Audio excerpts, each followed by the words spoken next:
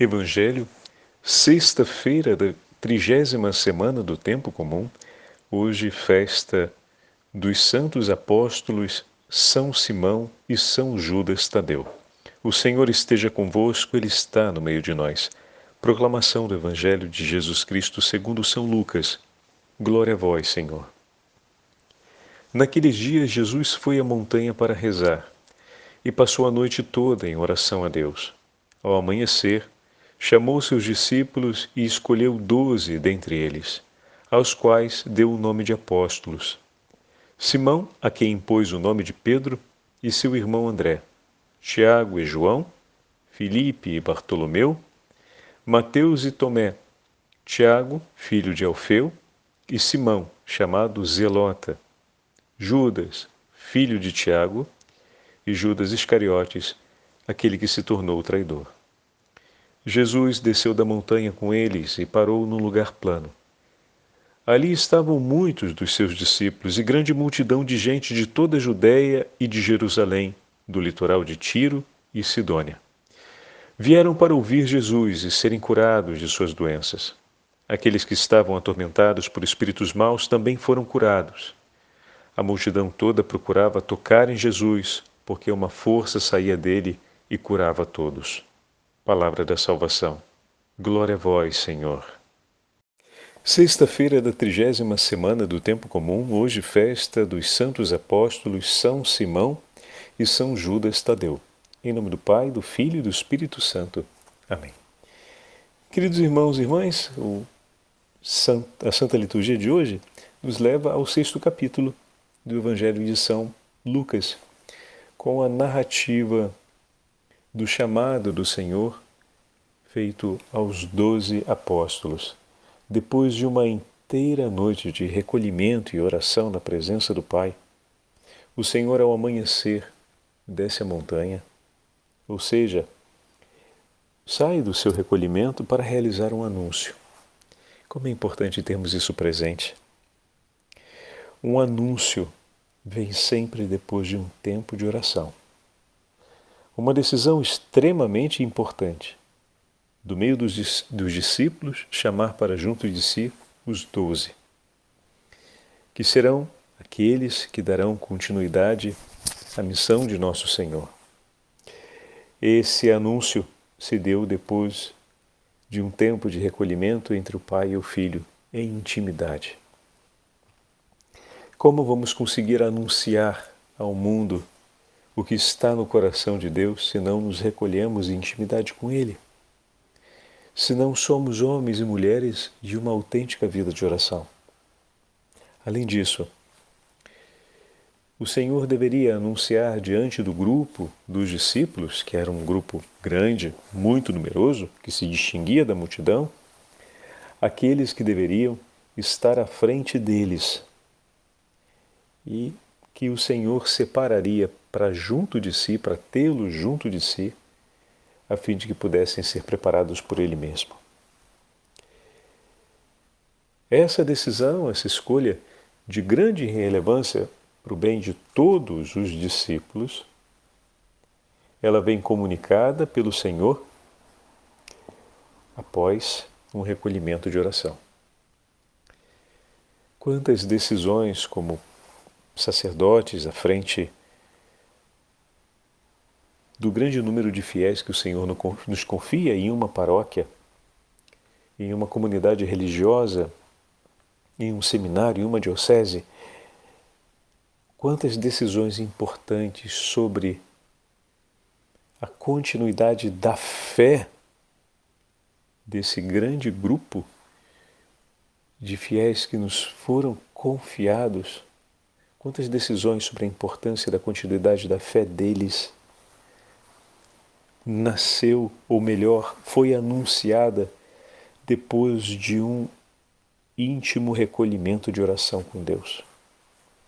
Essa é uma palavra para a gente pensar. Às vezes fazemos as coisas às pressas e na correria. Nos preocupamos com todas as variantes e com todas as variáveis que possam aparecer na hora de refletir o contexto. Mas dedicamos pouco tempo ao recolhimento com o Senhor. E olha que interessante, sobre o futuro daqueles que nos foram confiados. É uma realidade que nós não tocamos com as mãos. O futuro, o que espera por eles, nós não tocamos com as mãos. Mas o Senhor conhece. E muitas vezes dedicamos mais tempo às nossas reflexões pessoais do que ao recolhimento íntimo com aquele que realmente conhece e que pode, em causa justa e boa, nos falar em favor disso. As nossas reflexões não nos farão jamais ter o futuro nas mãos. Nos ajudarão a interpretar o que está por vir, a intuir, a sentir, isso é verdade.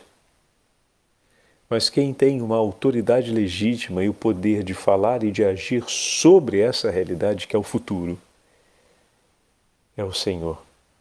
E com Ele muitas vezes dedicamos pouco tempo de recolhimento e de escuta. Não é paradoxal? Bom, não é sem razão que muitas vezes as nossas escolhas e decisões acabam sendo fragmentárias ou então não conseguem se manter no tempo sem muitos ajustes e reajustes. Porque o Senhor bom e misericordioso vem em nosso socorro e vai nos ajudando pouco a pouco a colocar na direção certa. A escolha do Senhor, dos 12, significa ainda o investimento enorme e maciço de vida do Senhor em favor desses 12 para educá-los, orientá-los, prepará-los para a missão para a qual eles estavam sendo escolhidos ali naquele dia. A capacidade de realizar essa missão ainda seria consolidada pouco a pouco. Mas a escolha era certa desde o início, porque veio do coração de Deus. E, obviamente, o próprio Deus que iluminou a escolha, não seria Ele o primeiro a dispor-se para que essa escolha pudesse receber todo o investimento, vamos usar assim essa expressão mais comum, né? Necessário a fim de que se consolidasse aquilo que o Senhor queria? É certo que sim. E também em relação ao nosso cuidado pelo bem da Santa Igreja. Não é o Senhor aquele que se levanta pela Igreja? Não é pela presença dele que as portas do inferno não prevalecerão? Não é Ele o Alfa, o Ômega? Não é a Ele que pertence o passado, o presente e o futuro, o tempo e a história? Muito bem. É a intimidade com Ele. E é dessa intimidade com Ele que devem partir todas as decisões que, porventura, durante o exercício do nosso ministério, do nosso cuidado pela família e pelas almas que nos foram confiadas, é junto com Ele, dele que deve nascer, dessa intimidade com Ele que deve nascer cada um dos anúncios, cada uma das decisões a serem tomadas pelo coração daqueles que realizam o cuidado como pastor do rebanho de Deus. Bom, como é importante para a gente esse Evangelho de hoje, cada vez que a gente celebra a festa dos apóstolos, a gente pode novamente voltar sobre esse mesmo aspecto, que é de grande relevância. O Senhor chama os 12 e, bom, hoje estamos falando de São Simão e de São Judas Tadeu, que no Evangelho de Mateus e de Marcos aparece no antepenúltimo da lista e aparece apenas com o codinome Tadeu, enquanto em Lucas, que acabamos de ouvir, é o penúltimo nome, Tadeu. Mas, perdão, não vem colocado como Tadeu, vem colocado como Judas. E da associação, no estudo bíblico, a gente percebe que se refere à mesma pessoa. Por isso, usamos a expressão São Judas Tadeu, o que o diferencia de Judas Iscariotes. São Simão recebe o codinome de Zelota, em base ao que provavelmente era uma parte da sua história. O padre vai pegar aqui. Naquele período existia um grupo, podemos dizer assim, chamado de zelotas. Eu vou ler aqui para vocês que eu acho que fica melhor se a gente ler. A respeito de Simão, apenas sabemos que era originário da cidade de Caná e era chamado de Zelota. Certamente teria pertencido àquele partido radical e nacionalista dos chamados zelotas, que eram opositores ao domínio romano em toda a região da Palestina. Por sua vez, a respeito de Judas, de São Judas, chamado de Tadeu, sabemos pelo Evangelho que na última ceia foi ele quem perguntou a Jesus: Senhor, por que te manifestarás a nós e não ao mundo? E respondeu-lhe Jesus: Se alguém me ama, guardará minha palavra, e o meu Pai o amará, e a ele viremos e nele estabeleceremos morada. Quem não me ama não guarda minhas palavras, e a palavra que ouvis não é minha, mas do Pai que me enviou. Se pegamos esse trecho do Evangelho e colocamos à luz do que acabamos de falar a respeito da escolha, é verdade, é verdade. No coração do Filho não há espaço para uma outra palavra que não seja do Pai. Tudo aquilo que o Filho nos deu a conhecer, recebeu do Pai. E tudo aquilo que os apóstolos nos transmitiram, receberam do Senhor. Cada qual com a sua história de vida, cada qual com o seu percurso, chegaram até o Senhor, conheceram a verdade anunciada por Cristo, permaneceram com Ele, foram escolhidos, e ao serem escolhidos pelo Senhor, permaneceram com o Senhor e aprenderam e receberam dele tudo aquilo que foi necessário para a santidade de cada um e tudo aquilo que foi necessário para confirmar a fé dos seus irmãos até os nossos dias. Mas por que até os nossos dias, Padre? Eles não morreram ali naquele período? Sim. Mas o testemunho que deram de Cristo ressuscitado permaneceu nos séculos. Então a potência do Espírito Santo, que move a Igreja desde sempre, foi derramada sobre eles e por meio deles foi derramada sobre os seus sucessores e assim permanece sendo derramada sobre toda a Igreja até o nosso tempo. Belíssima a comunhão dos santos, belíssima a potência do Espírito Santo no seio da Igreja, belíssima é a nossa fé.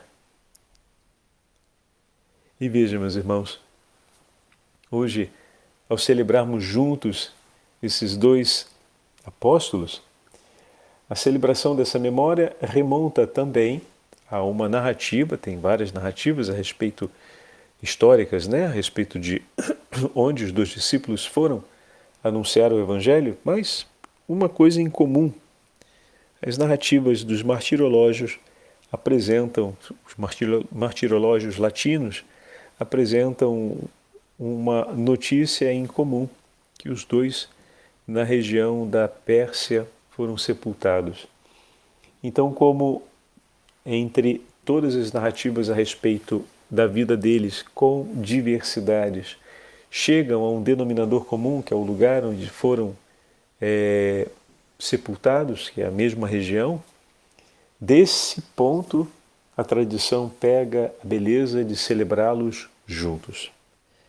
Também alguns comentaristas falam uma delicadeza a respeito dos dois últimos nomes da lista antes de Judas Iscariotes, que é sempre colocado por último, por ter sido ele aquele que abandonou o chamado feito pelo Senhor. O Senhor jamais voltou atrás no seu chamado. Foi Judas que desistiu do Senhor e desistiu daquilo que o Senhor reservou para ele. Jesus jamais desistiu de Judas, mas infelizmente Judas desistiu dele. Por isso o seu nome vem por último na lista. Mas não é por uma falta de deferência que o nome dos dois apóstolos, Simão e São Judas Tadeu, vem nos últimos da lista. Mas isso nos faz recordar, como o padre falava, os trabalhadores da última hora, na parábola dos trabalhadores que o Senhor chama para a vinha. E ao mesmo tempo nos faz recordar a beleza do ensinamento de Jesus, que a entrega a cada um deles é de uma moeda, ou seja, é a mesma. Aqueles que o Senhor chamou e teve mais próximo de si, do grupo dos 12, nós estamos falando de Pedro, Tiago, João, e dentre eles Pedro, aquele mais próximo do Senhor, mas a entrega que o Senhor fez da identidade apostólica, da continuação da missão de Cristo, ela foi feita de maneira igual a todos eles. Não foi porque foram chamados, não foi porque foram listados por últimos, que significa que têm menos apreço em relação aos primeiros da lista. Pois o Senhor ama a todos com um coração que não se deixa dividir, ou seja, que ama por inteiro, que coloca tudo de si, sem nada poupar, por amor a cada um. Por isso, cada um foi recebido como estava pelo Senhor. E o Senhor entregou tudo de si por cada um deles e deu o que era necessário a cada um para que pudessem calcar os degraus da santidade, assim como Ele faz comigo, contigo, com todos nós. Ele sempre entrega o necessário para que você chegue à santidade. O volume da entrega, ou o que o Senhor realiza por você, pode ser muito distinto daquilo em volume e características do que Ele entrega por mim, mas enquanto finalidade será sempre a mesma. Levar você e eu à santidade. Bendito seja Deus por saber olhar de maneira tão singular por cada um de seus filhos e por cuidar com um carinho único, mas sempre total, de cada um de nós. Aqui eu queria trazer para a gente ter presente na nossa meditação de hoje as palavras de São Cirilo de Alexandria, fazendo um comentário ao Evangelho de João e tocando no tema dos apóstolos. Ele escreve assim: como o Pai me enviou, também eu vos envio. Bom, estamos no período da ressurreição. Vamos ver um pouco mais o que escreve para a gente São Cirilo de Alexandria.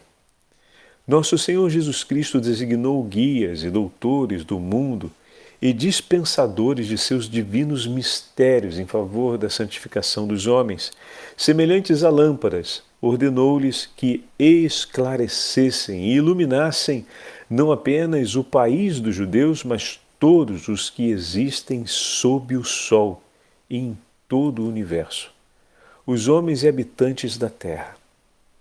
É verdade aquele que disse: ninguém se arroga esta honra, mas quem foi chamado por Deus? Pois nosso Senhor Jesus Cristo chamou ao nobilíssimo apostolado, antes de todos os outros, os seus discípulos. Os santos apóstolos foram colunas e firmamento da verdade. A eles diz que os envia da mesma forma como foi ele próprio enviado pelo Pai. Mostrou assim, ao mesmo tempo, a dignidade do apóstolo e a glória incomparável do poder que lhe foi dado. Como também parece-me sugerir a meta da vida apostólica. Pois bem, se julgava que devia enviar seus discípulos do mesmo modo como o Pai o enviara. como não se seguiria necessariamente que seus frutos, seus futuros imitadores, iriam conhecer a que fim o Pai enviara o Filho. Por isto, declarando em vários lugares a finalidade de sua missão, dizia ele: eu não vim chamar os justos, mas os pecadores para a conversão. E também dizia: desci do céu não para fazer minha vontade, mas a vontade daquele que me enviou. Deus não enviou o seu Filho ao mundo para julgar o mundo, mas para que o mundo seja salvo por ele. Resumindo assim, em poucas palavras, o objetivo do apostolado. Diz Jesus que foram enviados por ele, como ele o fora pelo Pai, e soubessem ter recebido a missão de chamar os pecadores à conversão, de curar os doentes de corpo e de espírito, de não procurar no ministério sua própria vontade, mas a vontade daquele por quem foram enviados, e, enfim, de salvar o mundo por sua doutrina. Não será difícil saber quanto os santos apóstolos se esforçaram por bem realizar todas essas tarefas confiadas a eles por Jesus. Se leres os escritos do livro dos Atos dos Apóstolos e as cartas de São Paulo, compreendereis então que tudo cumpriram com excelência por amor a Cristo. Vê, meus irmãos, que maneira delicada como São Cirilo de Alexandria recolhe tudo aquilo que o Senhor confiou à responsabilidade dos apóstolos. E não foi pouca coisa, foi bastante coisa. E na continuidade da vida da igreja, também nós vamos tocar com muita responsabilidade, somos chamados a tocar com muita responsabilidade todas essas competências, obviamente, no microcosmo que nos é entregue, como aqueles que ajudam a confirmar a fé dos irmãos na vida do batismo.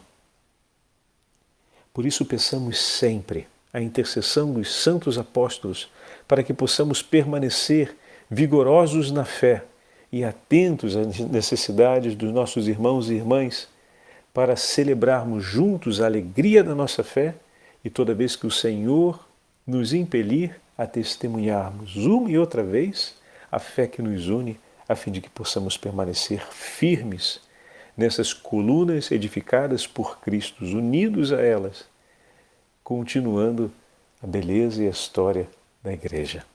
O Senhor esteja convosco, Ele está no meio de nós. Pela intercessão dos santos apóstolos de Cristo e a intercessão da Beatíssima Virgem Maria, Rainha dos Apóstolos, abençoe-vos o Deus Todo-Poderoso, Pai, Filho e Espírito Santo. Amém.